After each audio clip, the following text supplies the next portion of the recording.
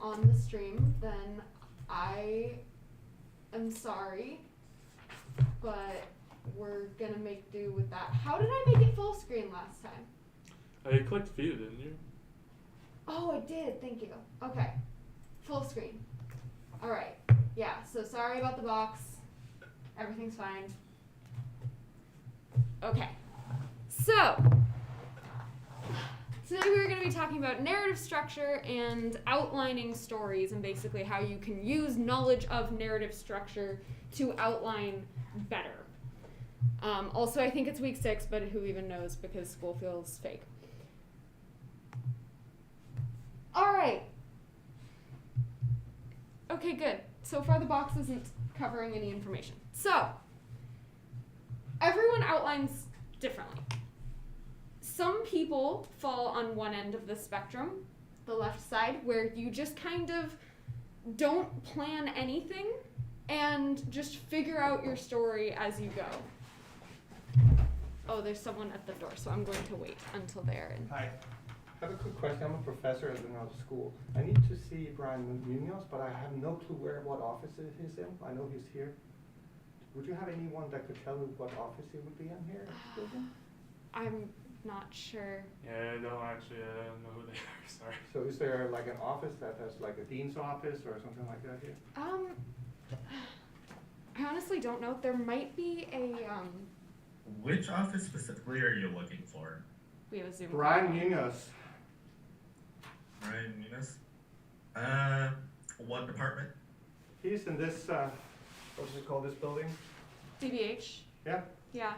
Do you know what? Yeah. Just a sec. He's a program director from Master of Data Science, Department of Statistics. Statistics. Try the 5th floor. Perfect, Nice. appreciate it. Virtual smileys, thank you. Thanks, guys. Yeah, no problem. All right. I have no idea if that was correct or not. Well, at least we led him somewhere. And that's better than It's nowhere. a start, yeah. I think 5th floor is informatics, but I think it's also data science. Yeah, at least he can probably find someone that would know. Yeah. Anyways, outlines. Yeah, so, wow, this workshop's going real well, guys. All right, so, yeah, so everyone falls on a different area of the spectrum. Some people will hyper plan every single detail of their plot ahead of time, putting them on the right side, which is plotters and architects. And some people just kind of figure out the story as they go and maybe don't plan anything at all, or fall somewhere in the middle and do an amount of planning but not over planning. And I have found that sometimes you might think that you fall somewhere on the spectrum, but you're wrong and you actually work best somewhere else. Because for me personally, I've basically thought for a long time that I'm a plotter or an architect, and I try to overplot my stories. But then I find that I end up feeling too locked into that, and I no longer have room for creativity when I'm actually writing.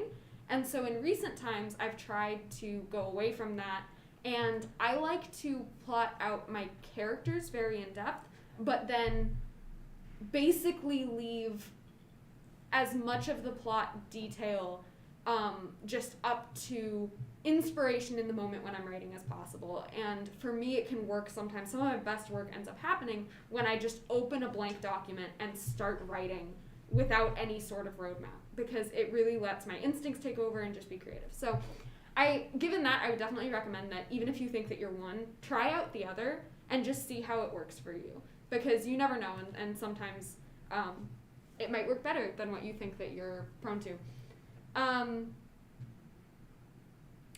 I also sometimes will over-prep characters and end up kind of spending too long trying to figure out every single detail about, like, what would they order at Starbucks and stuff like that. And I don't recommend that. That's a waste of time. Just start writing. It's fine. So yeah, where do you guys think that you fall on this spectrum? Oh, the box is gone! As a token of gratitude, the professor removed the box. Yeah. I guess For me, I kind of, because most of the stuff I've worked on is like on the shorter side, I just kind of keep a general idea of what I want to do, but then but then just keeping that in mind, I like just start typing out and see where it goes, Yeah, while trying to stick to like what I actually want to do. for sure. Brandon, where are you at? Typically, I just like outline the main like beats of the story, and then kind of just freelance from there. Nice. Cool. All right. So all of that being said, while I do encourage you to try out kind of both extremes and see where you fall, outlining is important to some baseline degree for everyone. I would say that this is particularly prominent if you are working in a team, because if you spend months working on a project and there's no outline for other people to reference, and they're not looking at all of your actual work that you're producing, they're not going to be on the same page as you about what your intent is for the story. So while your outline can be flexible, it is very important to have some semblance of an outline so that your team can know what the heck you're up to, what you're thinking, and that way they can keep their work in line with your intent for the story. It's a pretty common theme in a lot of our workshops of just yelling at you guys about communication. Talk to your team.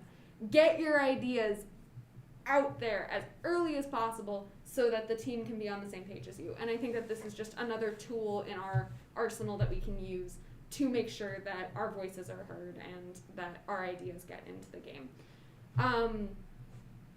Megan, the previous writing director, had this meme on this page, and I left it because it was funny. Because it's true, also. Narrative structures like what we're going to be talking about today and the outlines that you end up creating from them are intended to be guidelines. They're not supposed to be strict. And that's why I was saying, I sometimes have trouble with being on the over-prepping side of things because I end up feeling trapped by that and like I have to obey it. But it's not supposed to be rules. It's not supposed to be a strict structure. It's supposed to be a starting point, a jumping off point, guidelines. Both your outline as well as, generally speaking, these plot structures in concept. It's just supposed to be a starting place. So it's worth learning because it can help guide you, but don't feel limited by it or like you're obligated to obey rules that other people established. All right. Hey, what movie is that meme from? That's from Pirates of the Caribbean. I don't know which one. Oh. It looks like... I feel like that might have been from the second? No, third? Third. Because he's not in the second one. Oh, I couldn't see it very well, so I thought it might have been from like a Predator movie or something. Oh. Alright. So here we have the basic plot triangle. I assume that pretty much everyone has probably seen this at some point in their schooling, probably even in like middle school. This is the basic flow of a plot, starting with the exposition and then suddenly an inciting incident that establishes conflict. Then you have all of the rising action leading up to the climax when all of the conflict finally has to be faced head on, and then the falling action, and then the resolution. And you will note that the resolution is a flat plane above the starting point of where the opening exposition is, because you shouldn't be just going back to the norm the way that it was before. There should be some sort of shift, hence the difference in height. This one's pretty basic, doesn't go into a whole ton of detail. There are other depictions that we will be discussing after this one that are a lot more in-depth. Yeah. Any questions on this one or comments? Alright,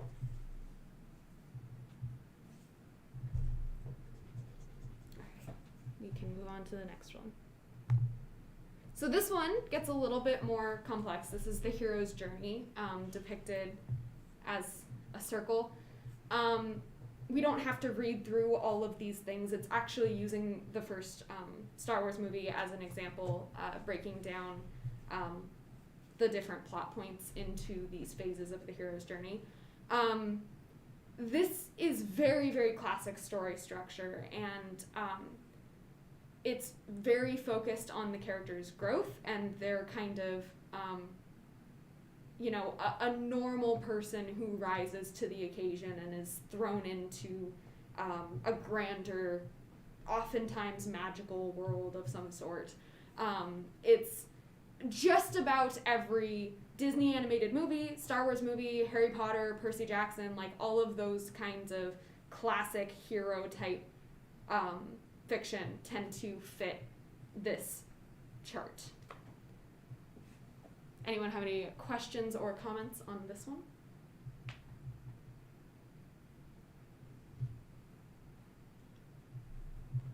All right, we can move on.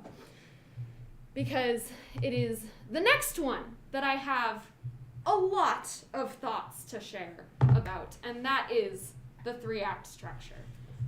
We are going to go into detail, actually, piece by piece of this one, because I think that it is one of the most helpful to actually study. It has kind of a lot more very overt puzzle pieces demonstrating the components of a story compared to the other two, which are more abstract and visual. So, Act 1 of the 3-act structure.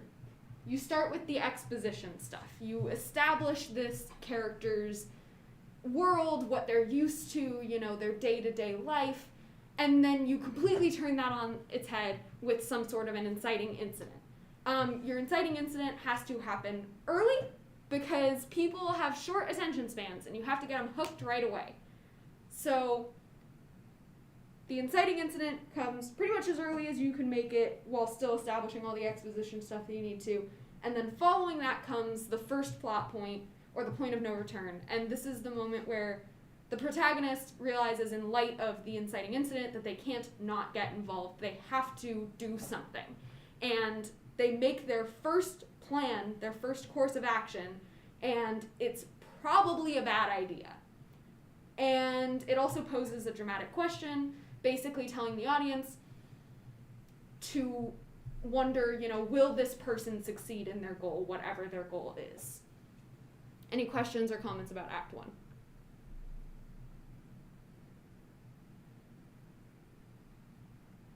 All right, feel free to interrupt me going forward if you think of anything. Oh? So, do you think, would it work if, a story establishes, I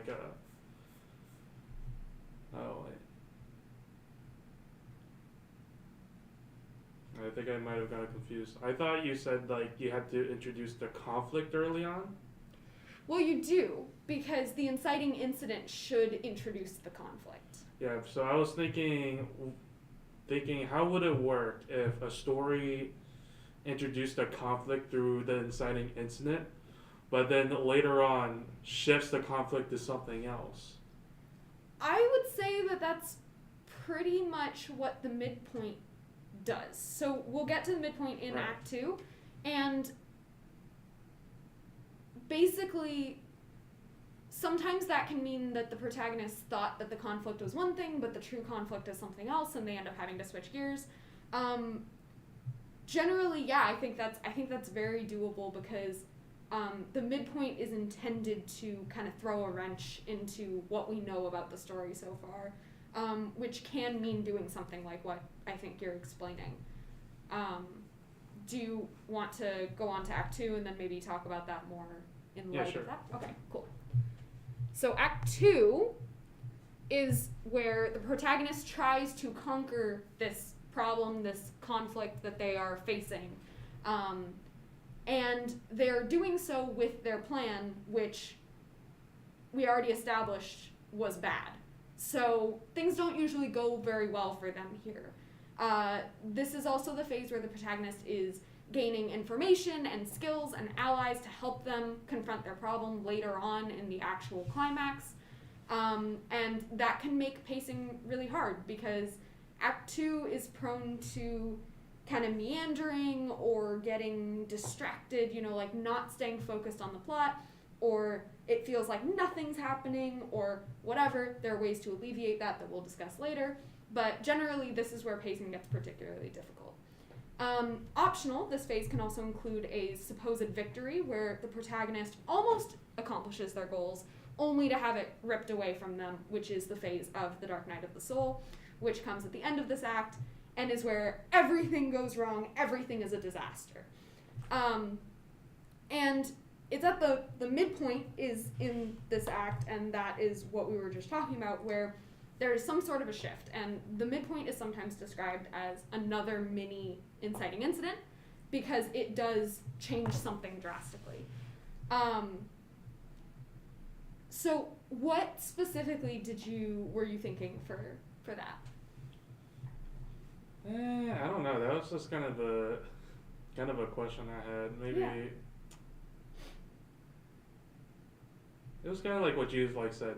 Like maybe the protagonist goes in thinking, "Oh, right, the problem is this thing," but then it turns out it's actually this thing. So now they gotta shift gears and stuff. Yeah.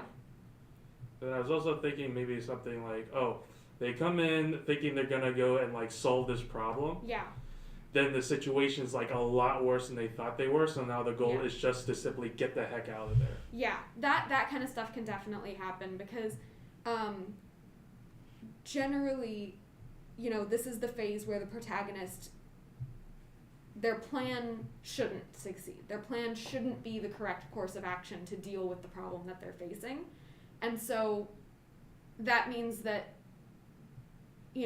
maybe they should fail pretty royally like that and basically just have to run to escape to survive and scrap the whole plan, or maybe their plan just doesn't quite go entirely perfectly. Whatever happens, they shouldn't win here because there's still more story to tell beyond this, right? So so there needs to be some sort of a shift and kind of the realization that, oh, that plan sucked, we need a new plan, whatever that means for the given story. Does that make sense? Yeah. Cool. So Act 3. This is where the climax happens. So now finally, given all of these resources and lessons that the protagonist has now had, they now are able to go head to head against this conflict and actually face it. And this is where we tie up not only the main plot, but also any little side plots. And it also answers the dramatic question. We find out, do they succeed in their goal or do they not? And previous writing director Megan wrote that sometimes there's a mini climax after the protagonist wins. Honestly, I don't know what she meant by that, and I left it here in case you guys do, but I can't really think of examples of that, so I don't know. I'm sure that's a thing. I just don't really know what she meant. Oh, yes? I can think of one example. Okay, let's hear it. In the Dark Anthology House of Ashes, after the big battle, there's one tinier battle that you can still lose people on. Even though the thing you just got back from was supposed to be the final big thing. Yeah. Yeah. Cool. Can you think of any examples? I was thinking maybe this one game, but I'm not sure if it fits. Do you want to tell us about it? I mean, it's kind of spoilery, Oh. but I think I kind of get it. Okay. I don't know. Cool. Yeah. So then after that is the resolution, the happily ever after, and all of this is basically climax and then falling action according to the triangle chart. It's the peak and then the falling action, the resolution, all of that phase. All right. So that's it. That's all it takes to write a story, right? We got it. We're done. Wrong. We're not done. Oh no. There's more. Why do we care about that story that we just figured out the outline of? Well, spoiler alert, we don't. Because the problem is, all of that plot that we just discussed, every single bit of it, is external. We were talking about the events that occur. We were talking about the protagonist facing a challenge, going up against that challenge, making a bad plan, failing, all of that. That's all what they do. It's not who they are, how they feel about what they're going through, or how it's affecting them, or anything like that. Now, there's this thing about psychology, about people's brains and storytelling. If you tell a story that is entirely just external plot, people will not care. And I know that you might be tempted to be like, well, Jen, actually, I saw this one really cool thing. No. Just no. Because the stories that end up really sticking with us, psychologically, weird little brain wave connection things, are the ones that have meaning, that have internal conflict, because that's where the themes are, that's where we connect on human levels, that's where the actual story is. Everything else is just external, what happens. The internal conflict, the internal plot, the character arc, is where the actual story lies. So that makes things a little bit more complicated, right? So how do we do that? Well, we're going to go through it all again, and we're going to see where does the internal stuff happen. So we start by establishing the ordinary world. We start by establishing who is this character, where are they, what is their day-to-day life. That's all the external aspect of it. Meanwhile, we are establishing internally what is this character's misbelief about the world. Show them in their natural habitat, just going about their daily life, and part of that means showing what is wrong with their life, or their perspective. What is stopping them from living their best life, basically? Whether they realize it or not. What is preventing them from being the happiest that they can be? So then we have the inciting incident, which externally is the part that launches this whole big plot. Internally, it is the moment that this protagonist is forced to face their fear, this misbelief that they've been, holding on to for however long of their life. And it makes them uncomfortable because suddenly they're coming head to head with something that they don't like to confront. And they're going to react all wrong to that. So the dramatic question then is not about externally, will they succeed or won't they succeed? It is about how will they attempt to achieve their goals while avoiding this fear that they've been holding on to and doubling down on their misbelief. So their worldview is wrong somehow. And it is that way because they're scared of something, they're avoiding it, and now they're being forced to confront it. So how are they going to avoid that fear while still trying to get what they want, trying to achieve this goal? So that could mean, how do I save the kingdom? But in this specific case, how do I save the kingdom while avoiding this thing that I'm afraid of because I'm really internally conflicted, because I want to do this thing, but I think this thing. Does that make sense? All right. Any questions or comments on Act 1, talking about internal conflict now? All right. Act 2, this time with internal conflict. So, the protagonists plan. Their first instinct, their first course of action of how to deal with the situation was bad. We already established that. But now we see why it's bad. Their plan is bad because they're internally conflicted. And they're not willing to face this thing head on. They're trying to have a workaround. They're trying to avoid that thing that they're afraid of because their worldview is wrong. And so they're going about their plan the wrong way. And so they can't succeed with that. This ends up being why the optional, supposed victory is particularly impactful, I think, is because then when they inevitably fail, it's that much more painful for them because they were this close. They thought they could have it all. They thought they could avoid their fear, double down on their misbelief, and still achieve their goals. And they almost did. And then it gets taken away from them at the last second. And that is what forces them to realize that they can't keep avoiding and running away from this internal conflict. They have to face it in order to overcome whatever the external conflict is that's happening. Any questions or comments about Act 2?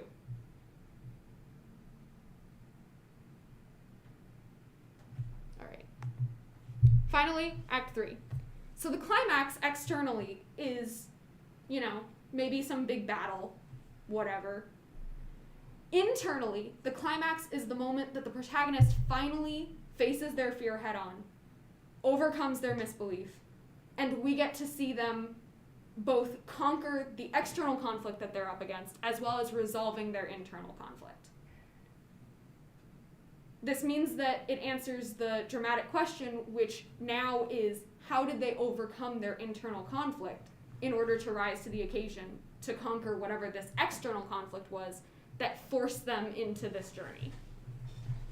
And the resolution shouldn't just be external, did they live happily ever after or not? The resolution should be, how do we see that this protagonist has changed from this experience? Because ultimately, if your protagonist is the same person at the end of the story as they were at the beginning, you don't have a story. You just have a series of events. You need the character arc for it to be a story. Any questions or comments? All right. So that ends up being kind of a lot to think about and to balance, but I promise you that this is how people get invested in things. This is why people get attached to characters. It's because of the internal conflict that makes them either relate or feel for this character in some way and want to see how are they going to overcome what they are experiencing. And as we talked about earlier, ultimately, these structures and whatever you do with them are guidelines. They're not rules. But I promise you that there is value in studying them, and there is value in trying to use them as a starting place, as a roadmap. Because you learn so much from trying to follow this. And, pacing is so difficult. And using structures like this makes pacing make so much more sense. Still not easy, but it makes way more sense. Because the 3-act structure is ultimately just the ebb and flow of tension, the rise and fall of conflict and these high intensity moments, and it just gives us the structure for kind of that pattern, basically. And you can see this structure used effectively in a lot of the media that you consume, I'm sure of it. And it not only is seen in an individual book or an individual game or an individual movie, but also oftentimes across a trilogy. Think about the plot of the original Star Wars trilogy. The entire trilogy kind of follows this structure because the first one is all the introductory stuff. The second one ends with basically a dark night of the soul where everything is bad. And then the third one, the protagonists now finally come back and smash that conflict for good this time, basically. We have that sort of structure. And you can even sometimes see it in individual scenes of something. You see this flow. I've started to notice that every final battle of every Marvel movie is the same. I love Marvel dearly. I'm not saying this as an insult. But you start to realize, so the heroes are going to fail at first in the final battle. And then at some point they're going to regroup and realize, hey guys, we gotta band together, we gotta communicate better, we gotta be a team. And then they come back hitting harder and they do it. Because it's the 3-act structure. Somehow it always ends up being a fist fight. And it's usually just them fighting an evil copy of themselves. Yeah, and sometimes there's a sky beam. Alright. Briefly, I also want to take a look at the 4-quarter structure, which is basically the same as the 3-act structure, but it just separates things differently, and this works better for some people's brains. I personally like both. So this one, we kind of see these 4 leaps, basically, rather than 3. And it goes beginning to first plot point to midpoint to second plot point to end. This one has a lot of emphasis on the midpoint, which I think is really good because, like we were talking about earlier, that's a really important beat. It's this big shift, So just to go into that a little bit more here, as we were talking about, the midpoint, it says recontextualizes something about the plot. So it introduces new information, it throws a wrench in the plan, it does something that is a drastic shift at the middle of whatever it is that you're writing. And this forces the protagonist to change their approach. This structure is really good for taking into account basically the two halves, because the midpoint separates your story into two halves. The first half is the reactionary half. And so the protagonist is thrown into circumstances that they don't know how to deal with, and they are reacting to everything that comes their way. The midpoint happens, forces them to reevaluate, and now the second half is proactive. And now instead of reacting to their circumstances, they are taking charge, they are taking action, they are doing things. Any questions, comments, or concerns about this?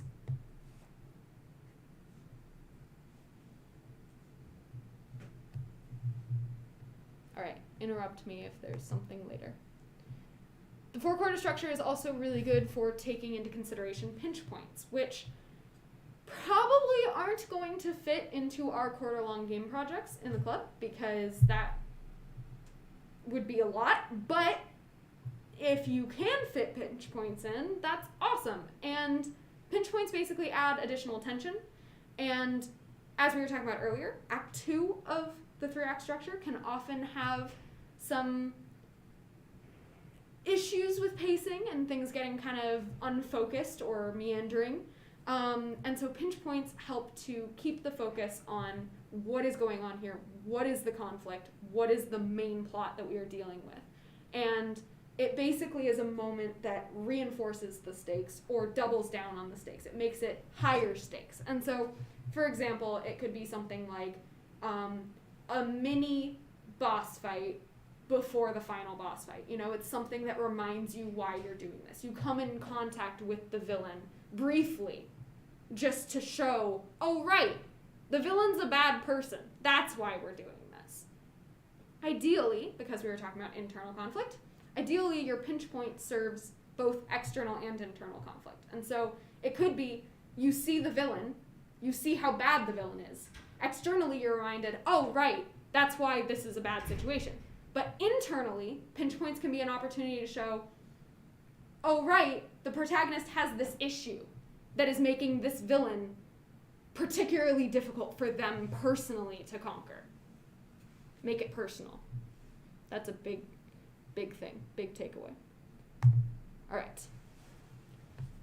So, as I mentioned, we make small games in this club. So that's all really big overarching plot stuff. How do we even fit all of that into our games? Well, here's a suggestion. If you're working on a game with levels, which of course not every game has levels, so it can get a little more complicated if you're not, but if you are, that's an easy way to do it, because level 1 can be Act 1. However many levels you have, the last one can be Act 3.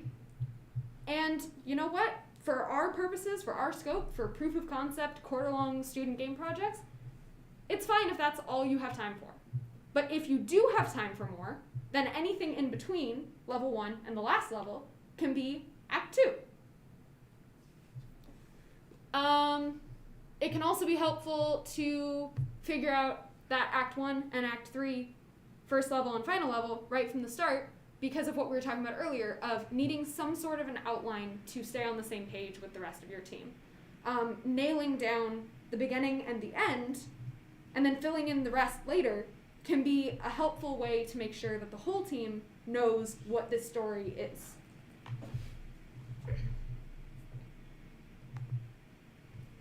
So, to wrap it all up, remember that these structures and whatever outlines you create from them are just tools to help you organize your thoughts and to help you create your story.